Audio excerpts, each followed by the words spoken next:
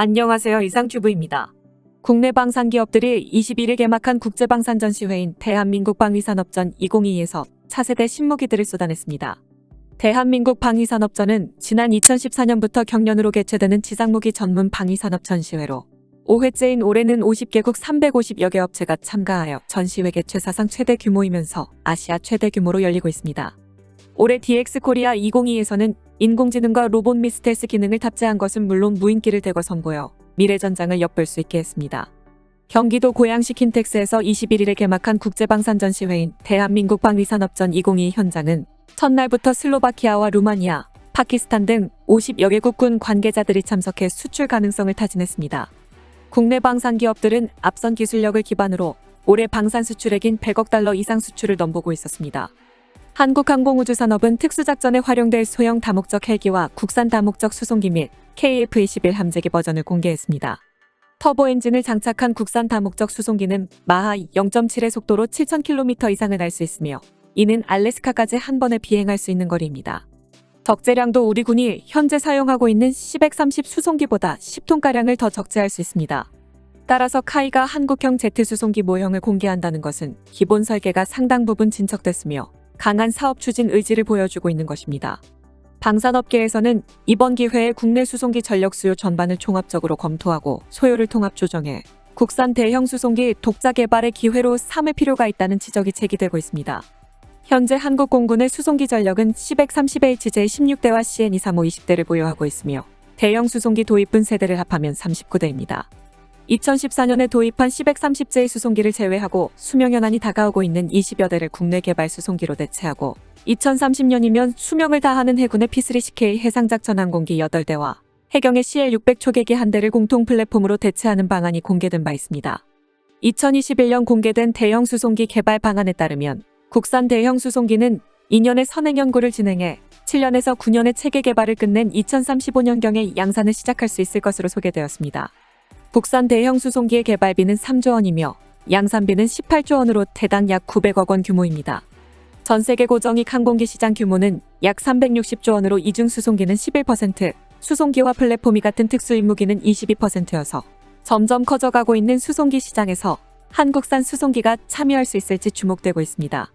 카이는 국산 다목적 수송기 외에 KF-21 함재기 버전을 공개해 많은 주목을 받았습니다. KF-21 함재기 버전은 날개를 접는 방식으로 설계해 항모갑판 주기와 엘리베이터를 이용한 이동 등을 고려했습니다. KF-21보다 날개 길이를 늘려 수직이 착륙기가 아닌 활주로를 이용한 항공기임을 짐작케 했습니다. 우리 군이 한국형 항모에 탑재할 함재기의 국내 개발 가능성을 검증하고 있어 자체 개발에 나선 것입니다. 우리 군은 당초 계획인 경항모가 아닌 중형항모급을 염두에 두고 있습니다. 김승겸 합동참모의장도 지난 19일 국회 국방위원회에 출석한 자리에서 함재기 국내 개발 방안은 KF-21을 염두에 둔 것이냐는 김용배 더불어민주당 의원의 질문에 내라고 대답했습니다. 때문에 이번 KF-21 함재기 버전 모형 전시는 KF-21 함재기 개발이 진척되고 있음을 알려주고 있었습니다. LIGNX1은 40kg급 수송 드론을 전시했습니다. 조영기 LIGNX1 연구소장은 군수물자나 구호물품을 40kg까지 수송할 수 있는 드론이라며 내년 말까지 개발 완료 예정이라고 말했습니다. 길이 22cm의 초소형 스마트탄도 눈길을 끌었습니다. 장병들의 팔에 장착하는 스마트탄은 200g의 무게이지만 1km의 거리에서 적군을 향해 날릴 수 있는 치명적인 무기로 손꼽히고 있습니다. 하나디펜스는 지난해 국내 최초로 장갑차에 적용될 하이브리드 전기 추진장치용 전기기계식 변속기 모형도 선보였습니다. 전차에 하이브리드 전기 추진장치를 장착할 경우 안정적인 전력 공급을 바탕으로 레이저 무기 등 고에너지 임무장비 운용성이 커집니다. 내연기관만 사용할 때보다 차량의 기동 성능이 강화되고 연비 향상을 통한 연료 효율성도 높아져 주행 소음과 발열도 최소화돼 생존 가능성이 크게 높다는 평가입니다. 이어 하나시스템은 장사정포 요격체계용 다표적 동시교전 다기능 레이더 모형을 전시했습니다. 중거리 지대공 유도무기체계 다기능 레이더는 지난 1월에 아랍에미리트와 11억 달러 규모의 수출 계약을 맺은 제품입니다. 여기에 소형 정찰 위성의 개발 시제품을 전시해 위성 발사에 자신감을 내비쳤으며 레이저 기술을 활용한 드론 탐지 및 무력화 시스템도 공개했습니다.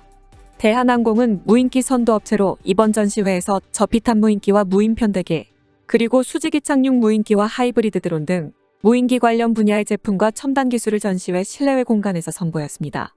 대한항공은 킨텍스 야외 전시장을 활용해 동체 길이 13m의 날개 길이 25m 크기의 고성능 전략 무인 항공기인 중고도 무인기 실물을 전시해 관람객들의 눈길을 사로잡고 있습니다. 대한항공이 개발한 중고도 무인기는 전장에서 적진의 핵심 타겟을 실시간으로 감시하기 위한 목적으로 운용하는 전략급 무인기로 고성능 감지기를 탑재하여 국내선 항공기 비행고도 이상의 높이에서 핵심 타겟을 실시간으로 감시 정찰하는 우리 군의 전략급 무기 체계입니다. 실내 전시 공간에서는 대한항공이 개발 중인 저피탄 무인기 및 무인편대기와 수직 이착륙 무인기 등 각종 무인기 모형과 기술 관련 설명 자료가 전시되었습니다.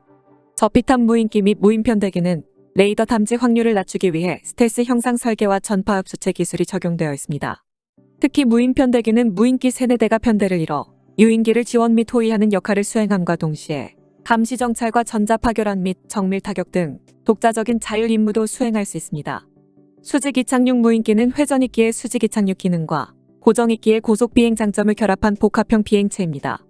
구조가 단순하기 때문에 분해와 조립이 간편하고 차량에 여러 대를 탑재하여 이동할 수 있어 기동성이 높고 야전 운용에 최적화되어 있습니다. STX 엔진은 지난해 개발된 K9 자주포용 1000마력급 엔진과 K1A2 전차 성능 개량용 개발 엔진을 선보였습니다.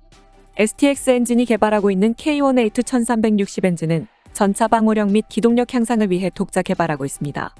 전자식 커멀레이를 적용해 기존 전차 엔진 대비 13% 출력이 향상되었다고 STX 엔진 측은 밝히고 있습니다. 최근 러시아의 우크라이나 침공 사태 시 러시아의 구형 전차가 우크라이나의 대전차 미사일에 쉽게 격파되는 등 전차 장갑 강화 및 신속한 회피 기능은 현대전의 필수적 요소로 자리매김하고 있습니다. 특히 기존 K1 계열 전차는 40년 넘게 운용되어 동력 장치에 대한 대체 또는 성능 개량이 반드시 필요한 관계로 STX 엔진은 이에 대한 선제적 대응으로 엔진 개발을 진행하고 있다고 밝혔습니다.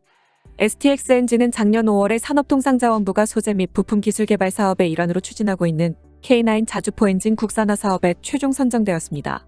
K9 자주포 엔진 국산화는 산업통상자원부와 방위사업청이 지난해 5월에 소재 부품 장비 2.0 전략 후속으로 방산 분야 소재 부품 기술 개발 사업 협력을 위해 업무 협약을 체결해 선정된 첫 번째 과제이며 산업통상자원부는 5년간 총 250억 원의 엔진 국산화 개발비를 지원하고 방위사업청은 최종 개발에 성공한 부품을 무기체계에 실제 사용될 수 있도록 지원할 계획입니다. 따라서 독일 엔진을 사용해온 K9 자주포 엔진을 국산화한다면 수출국은 더 늘어날 수 있을 것으로 전망되고 있습니다. 그동안 K9 자주포는 독일제 엔진을 사용하여 중동 국가 등의 수출길이 막혀 있었습니다. 독일은 사우디아라비아와 오만 등 일부 국가에 대해 방산 제품 수출을 제한하고 있습니다. STX 엔진 측은 K9 자주포 엔진을 국산화하여 장착할 경우 2030년까지 약 1조 2천억 원의 경제 효과가 있을 것으로 내다봤습니다. 이어 STX 엔진은 궤도 차량 범용 엔진 및 하이브리드 엔진 시스템 개발도 소개했습니다. 2021년에 K9 자주포용 1000마력급 엔진 개발업체로 선정된 바 있는 STX 엔진은 그 여세를 몰아 육군의 K21과 비호 복합, K200A1 등 궤도 차량 범용 엔진 개발 사업에도 도전하고 있습니다. 주한미군도 이번 전시회에 처음으로 참가했습니다. 미 육군은 최신형 자주포인 M109A7 팔라딘을 공개했습니다.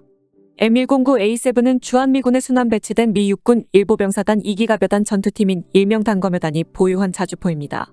실내 전시장에는 주한미군이 운용 중인 무인정찰 공격기 그레이 이글도 전시되어 눈길을 끌었습니다.